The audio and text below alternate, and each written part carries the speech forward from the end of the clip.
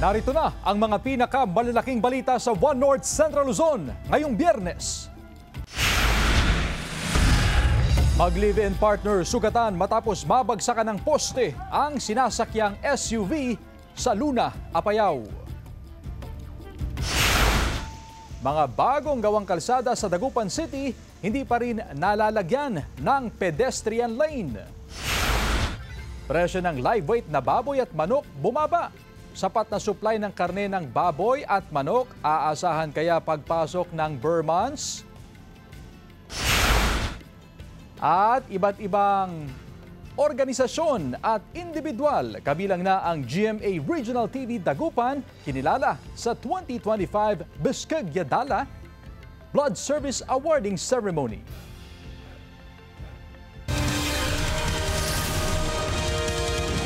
Ito ang GMA Regional TV, One North Central Luzon. Magandang hapon, ako si Chris Zuniga. Bumaba ang presyo ng live weight na baboy at manok, pero mga negosyante sa Mangaldan, Pangasinan hindi pa umano nagbababa ng presyo. Yan ang balitang tinutukan live ni Sandy Salvacio. Sandy? Chris, magandang balita sa mga mamimili natin ngayon ay bahagyang bumaba ang presyohan ng karne sa ilang mga pamilihan dito sa probinsya ng Pangasinan, bunsod ng pagbaba sa demand ng karne. Panibagong pagbaba sa presyo ng live weight na baboy at manok ang naitala sa Mangaldan Public Market ngayong linggo. 5 piso kada kilo ang ibinaba sa presyo ng live weight fee na baboy, habang nasa 3 hanggang 4 na piso naman ang kada kilo ng ibinaba sa manok. Sa ngayon ay nasa 220 pesos per kilo ang presyo ng live weight na baboy, habang nasa 125 pesos naman sa manok. Kahit patuloy sa pagbaba ang live weight fee, hindi raw basta-basta makapagbaba ng presyo ang mga negosyante. Unstable kasi ang presyohan ng karne. Kung magbababa raw sila ng presyo, ay mahihirapan na silang magdagdag kapag muling tumaas ang live weight fee. Bumaba lang po ng konti, kaya hindi naman kami pwedeng agad-agad magbababa sa mga customer. Kasi ngayon bumama, bukas makalawa, tataas na naman yan. Hindi naman kasi kami ang gumagawa ng presyo, yung mga supplier namin. Sa monitoring ng Samahang Industriya ng Agrikultura o SINAG, sapat ang supply ng baboy ngayon at dahil sa mababang demand ay bumababa rin ang live weight fee nito. Pagdating naman sa manok, sakto lang ang supply at nakadepende sa pangangailangan ng pagtaas ang presyo nito. Hindi naman oversupply, pero nagdi-dispose yung mga farm. Fluctuating yung presyo ng manok kasi hindi masyado makita. Sa ngayon, nasa 230 hanggang 240 pesos ang kada kilo ng karne ng manok, habang nasa 360 hanggang 370 pesos ang kada kilo ng karne ng baboy. Kasi siyempre sa tayong trabador, mahirap pag-budget. Pag bumaba ang presyo at saka tumaas ang sahod, marami mabibili. Ayon sa SINAG, sapat ang supply ng baboy at manok hanggang sa pagpasok ng Burr months. Chris, dito sa Malimgas sa public market dito sa Dagupan City ay bumaba rin ang presyohan ng kanilang karne, na kung saan ang baboy ay umabot na sa 350 to 360 pesos kada kilo, na dati ay nasa 370 to 380 pesos kada kilo. Ang presyo naman ng manok ay nasa 200 to 220 pesos kada kilo, na dati ay nasa 230 pesos kada kilo. Samantala, Chris, tumaas ng 30 pesos ang presyo ng baka, na ngayon ay pumalo na sa 450 pesos kada kilo, na dati ay nasa 420 pesos kada kilo. Chris? Maraming salamat, Sandy Salvacio. Mga bagong gawang kalsada sa Dagupan City hindi pa rin nalalagyan ng pedestrian lane. Nagbabalik sa report si Sandy Salvacio. Ilang buwan nang tapos ang road elevation project sa ilang pangunahing kalsada sa Dagupan City.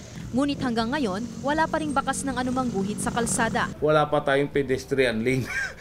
Hindi pa na ibabalik yung mga pedestrian lane natin. Kaya hindi natin maaano kung sabihin doon tumawid. Wala namang pedestrian lane doon eh. Tagal na yung request ko eh.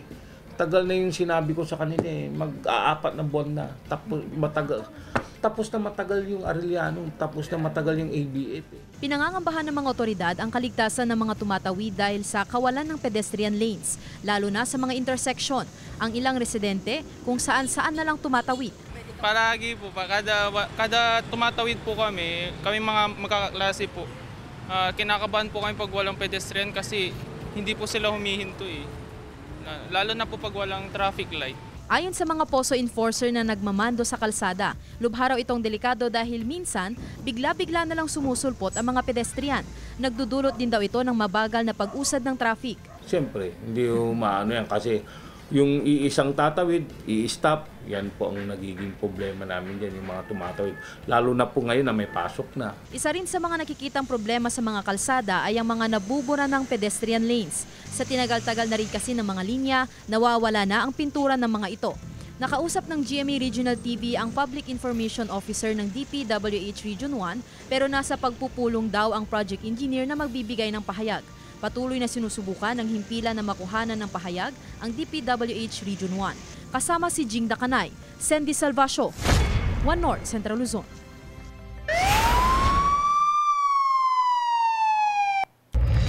Pinagtulungan ng mga residenteng yan ang pag-alis sa bumagsak na poste sa isang sasakyan sa Barangay Santalina sa Luna, Apayao.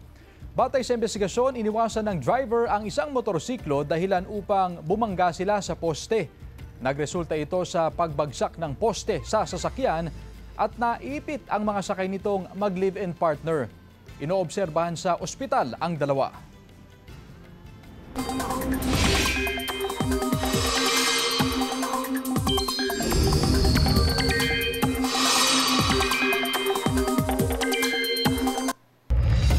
Mga mangingisda sa Dagupan City tuloy sa pagpalaot habang hindi pa ramdam ang epekto ng trough ng lumabas na bagyo. Narito ang report. Kagagaling lang sa laot ang bangka ni Mang Noel kaya pahinga muna siya ng ilang araw. Kahit papaano, bumabalik na raw sa normal ang kanilang huli simula noong humagupit ang sunod-sunod na bagyo noong nakaraang buwan. Mayroon katamtaman lang kasi sa buhay po ngayon, mahirap na makahuli ng isda sa laot. Mayroon ng iba, pero yung iba, kunti rin. Pang tamang-tama lang sa pampamilya. Gayunman, pinapakiramdaman ulit ng mga mangingisda ang panahon dahil sa maaaring epekto ng kalalabas na bagyo sa Philippine Area of Responsibility. So ang karagatan po natin ay kalmado pa naman ngayon kasi wala naman, hindi naman naka-epekto itong si Jacinto. So asahan natin na yung karagatan natin ay kalmado pero nandiyan pa rin yung pagampas ng alon paminsan-minsan lalo na pagdating ng hapon.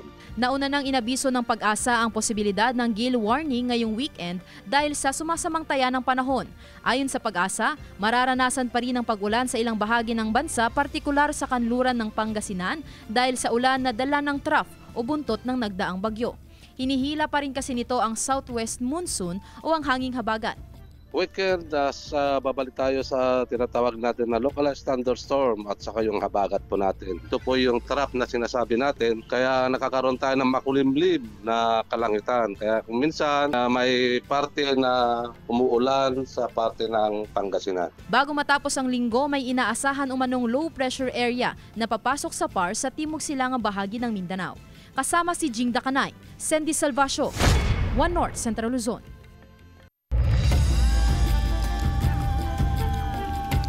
Konstruksyon ng drainage canal sa Barangay Gilig, Mangaldan, Pangasinan, pahirapan dahil sa nararanasang pag-ulan. Ang detalye sa report ni Jasmine Gabriel Galban.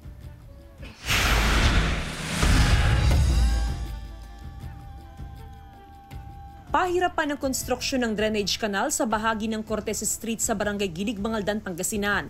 Dahil sa pag-uulan nitong nakaraang mga araw, napupuno ng tubig ang kanal.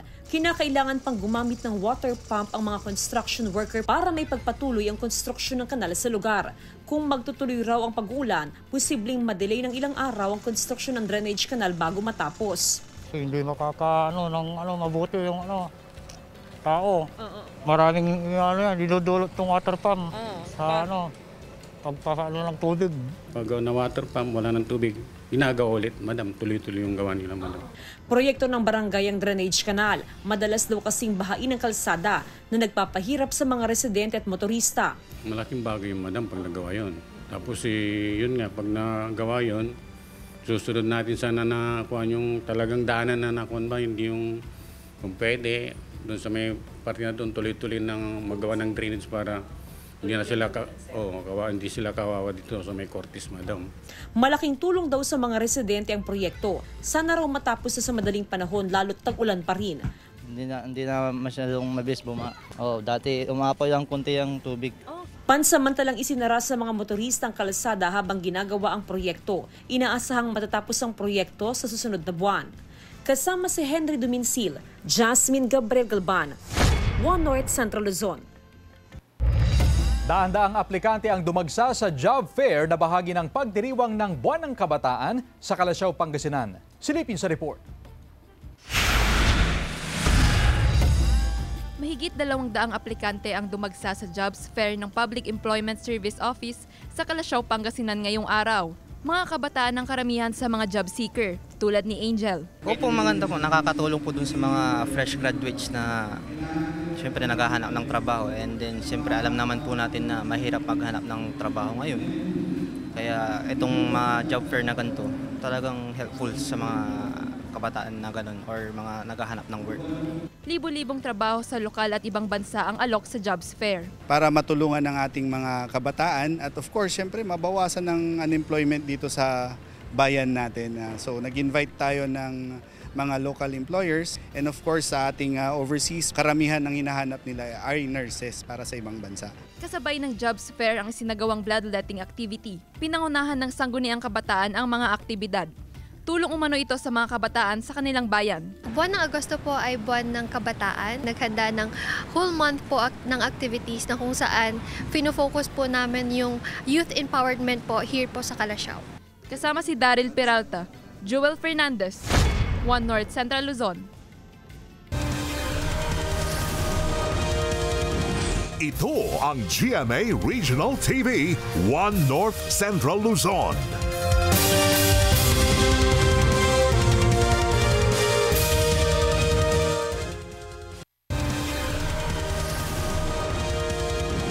Ito ang GMA Regional TV, One North Central Luzon. Halos 1 million pesos na halaga ng iligal na droga nasamsam sa 7 sospek sa magkakahiwalay na buy-bust operation sa Pangasinan. Yan at iba pang balita sa pagtutok ni CJ Turida. Tatlong lalaki ang naaresto sa magkahiwalay na operasyon kontra iligal na droga sa Dagupan City noong Miyerkules, August 27. Dalawa ang nahuli sa Barangay Bunuan Geset. Nasamsam sa kanila ang 10 gramo ng hinihinalang shabu na nagkakahalaga ng 68,000 pesos. Arestado rin sa Barangay Bunuan Bukig ang isang lalaki. Nakuha mula sa sospek ang tinatayang 12 grams ng shabu na nagkakahalaga ng 81,600 pesos. Wala pang pahayag ang mga sospek. Nasa kustodiya ng PNP ang 3 sospek na mahaharap sa reklamong paglabag sa RA 9165 o Comprehensive Dangerous Drugs Act of 2002. Sa Malasiki, Pangasinan, timbog ang mag-live-in partner sa buy-bust operation ng otoridad sa Barangay Lucub Este. Madaling araw noong Miyerkules, nakuha sa mga sospek ang halos 10 gramo ng hinihinalang shabu na may mahigit 67,000 pesos na street value. 2 sospek din ang naaresto sa isa pang operasyon sa Barangay Waroy gabi noong Martes. Nakumpiska ang 7 plastic sachet na naglalaman ng 100 grams ng shabu na nagkakahalaga ng halos 700,000 pesos. Nasa kustodiya ng PNP ang 4 na sospek na mahaharap sa kaukulang kaso. Arestado rin ang isang beautician sa buy-bust operation ng PIDEA at PNP sa Barangay Gabaw, Santiago, Ilocos Sur kagabi. Kinilala ng autoridad ang sospek sa alias Narciso, 46 anyos, residente ng Barangay Amgid, Candon City sa Ilocos Sur. Nakuha sa sospek ang 3 pakete na naglalaman ng hinihinalang shabu at ilang drug paraphernalia. Mahaharap ang sospek sa reklamong paglabag sa Comprehensive Dangerous Drugs Act of 2002. Wala pa siyang pahayag. Kasama si Jing Dakanay, CJ Turida, One North Central Luzon.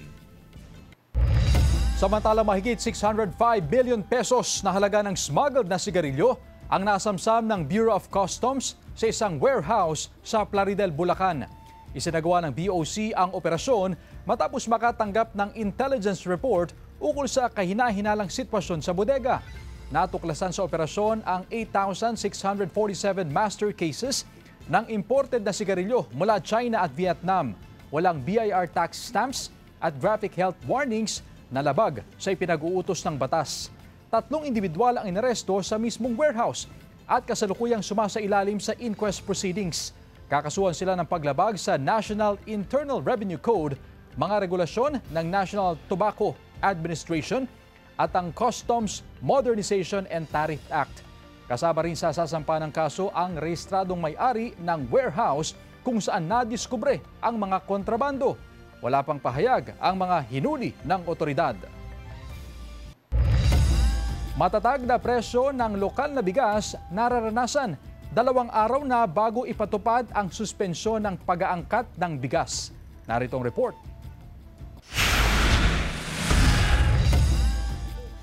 Maagang nagpunta sa pamilihan si Nanay Bernadette upang bumili ng bigas. Una raw sa kanyang listahan ang pagbili ng bigas. Mas pinipili raw niya ang lokal na bigas dahil mura, mabango at maalsa rin naman daw tulad ng imported rice. Mataas, mababa talaga ngayon, sobra.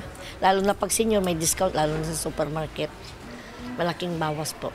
2 araw bago ipatupad ang suspensyon sa pag-angkat ng mga imported rice, may ilan pa ring local rice na tumaas ang presyo. Subalit hindi raw ito ramdam ng ilang mamimili dahil malayo raw ang presyohan nito sa mga imported rice. Medyo tumaas yung local ng 30 pesos sa 25 kilos po. Mas hinahanap kasi nila yung imported rice din kasi. Mas yun yung gusto nilang mga tao dito.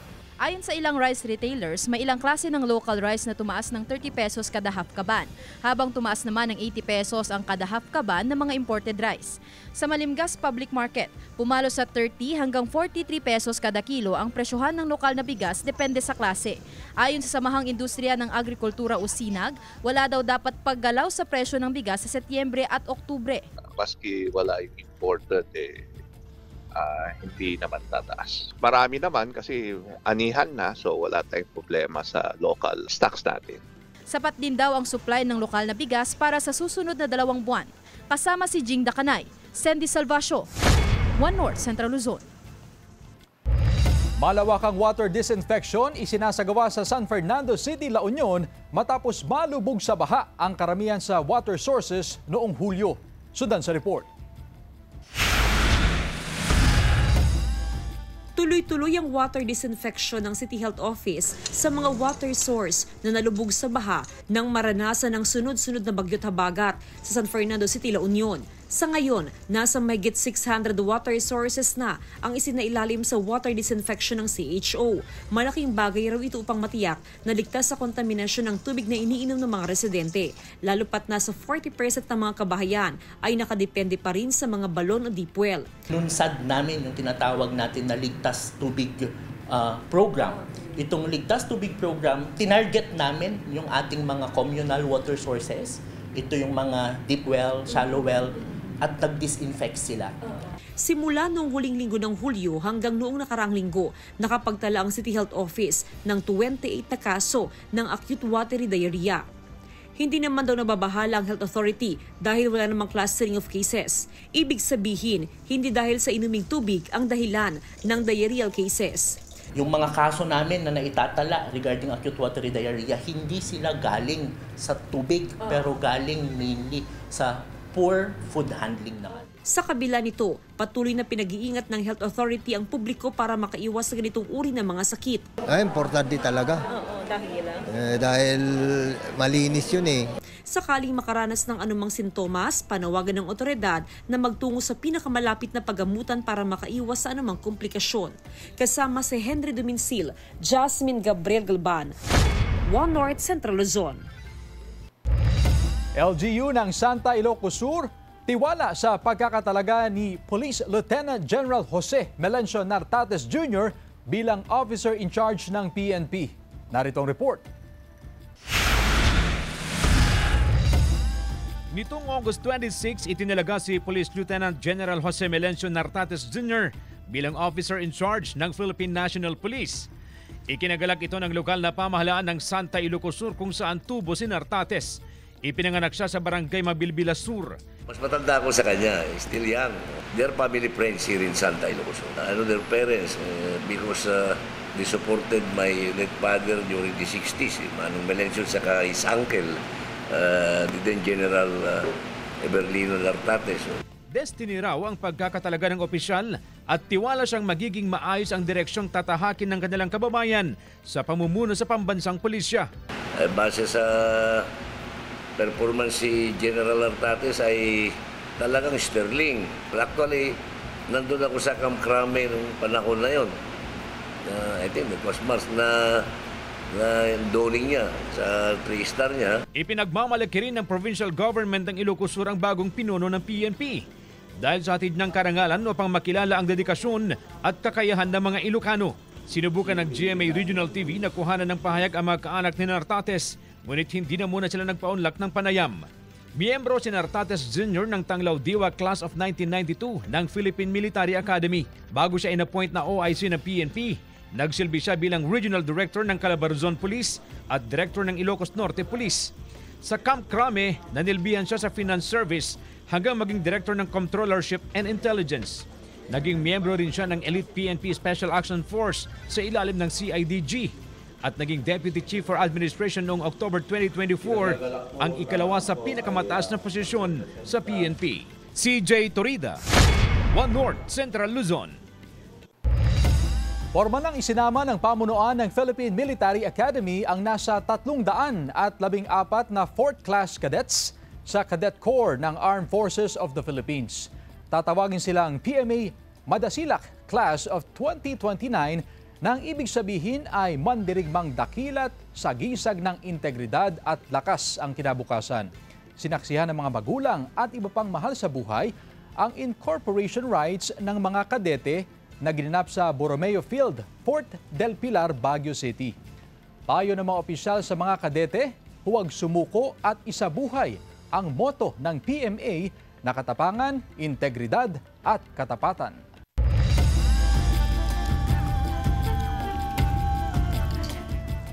Kapampangan Clash-backer na si Vilmark, abangan sa The Clash Season 7 ngayong linggo.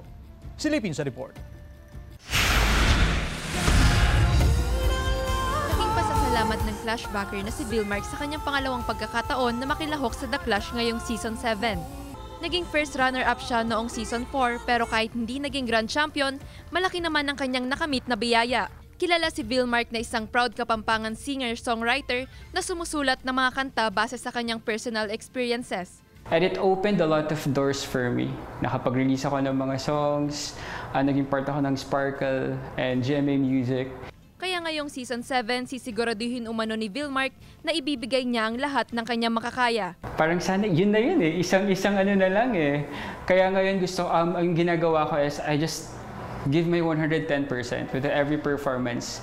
Para alam ko sa sarili ko na wala akong pagsisisihan kapag napakinggan at napanood ko yung sarili ko po. Para kay Vilmark, ang kompetisyon na ito ay isang daan tungo sa kanyang pangarap para maging kilala sa buong mundo. To reach internationally po. To reach the audience internationally. Kasi alam ko na marami na magsusuporta dito sa Philippines eh. And alam ko na mangyayari yun, my first step is to win the Clash 2025. And kapag nangyari po yun, I'll make it a point, I'll make sure na ibibigay ko yung lahat-lahat ko para ma-reach yung audience internationally. Abangan si Vilmark sa The Clash Season 7 sa darating na linggo, 7:15 p.m. Joel Fernandez, One North Central Luzon.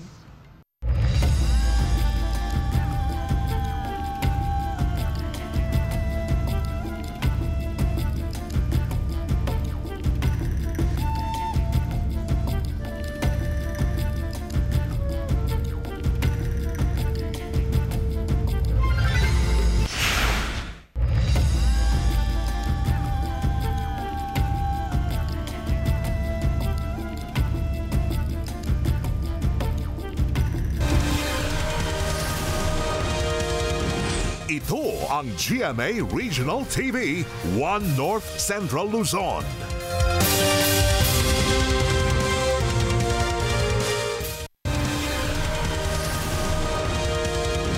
Ito ang GMA Regional TV, One North Central Luzon. Isang patay na dolphin ang natagpuan sa gilid ng dagat sa Barangay Pansyan, Pagudpud, Ilocos Norte kahapon. Ayon sa mga residente nakakita, nangangamoy na ang dolphin. May mga nakitang sugat sa katawan. Inireport na sa Municipal Environment and Natural Resources Office para masuri at malaman ang sanhi ng pagkamatay nito. Malakas daw ang alon sa dagat noong matagpuan ang dolphin. Pasintabi po mga kapuso, ilang residente sa isang barangay sa Dagupan City apektado na raw ang kalusugan dahil sa mga nakatambak na basura sa temporary MRF. Narito ang report. Regular ang paghahakot ng mga garbage collector na dinadala sa Temporary Material Recovery Facility sa Purok 3, Barangay Tapuak, Dagupan City. Sa dami, dinadala na lang ng mga residente sa labas ng MRF ang ibang basura. Dahil dito, hindi na maiwasan na magkaroon ng masangsang na amoy sa lugar. Pagdating sa gabi, yun na, mabaho siya. Naaamoy mo talaga. May times naman na hindi, pero syempre, umuulan, minsan pag nababasa, yun, naaamoy pa din. Ay, syempre po, ma'am.